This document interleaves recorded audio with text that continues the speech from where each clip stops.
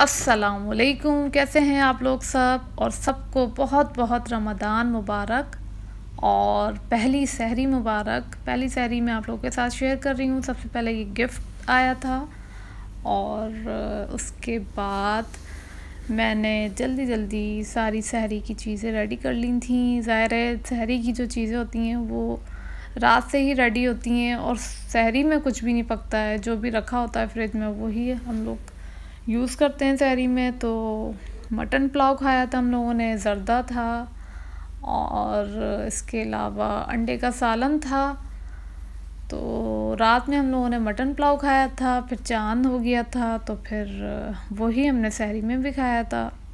सालन की नीड होती है तो सालन पहले का था जो हमने सहरी में खा लिया था। हमें पता ही नहीं था कि चांद हो जाएगा, तो मैंने तो कोई सालन बनाया भी नहीं था। तो पहली सहरी हमारी इस तरीके से हुई, लेकिन माशाल्लाह अल्हम्दुलिल्लाह भरपूर थी, बहुत सारी चीज़ें थी। इसके अलावा गिफ्ट जो आया था वो भी था। गिफ्ट में जो केक आया था रमज़ान के, वो लेट नाइट गिफ्ट आया था रमज़ान की खुशी में। तो और मेरी सिस्टर इन लॉ के घर से आया था, तो वो हमने फिर सहरी में ही खाया था केक।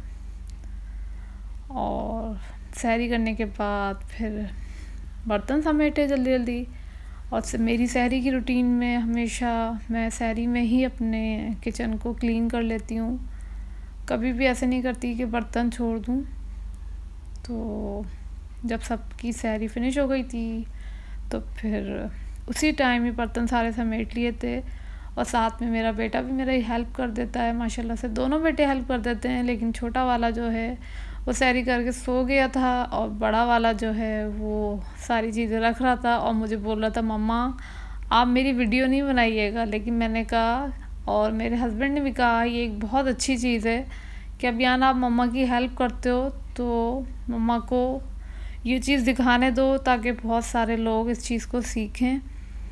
तो जितने भी बेटे हैं तो उनको भी ये चाहिए कि वो घर के छोटे छोटे कामों में हेल्प किया करें।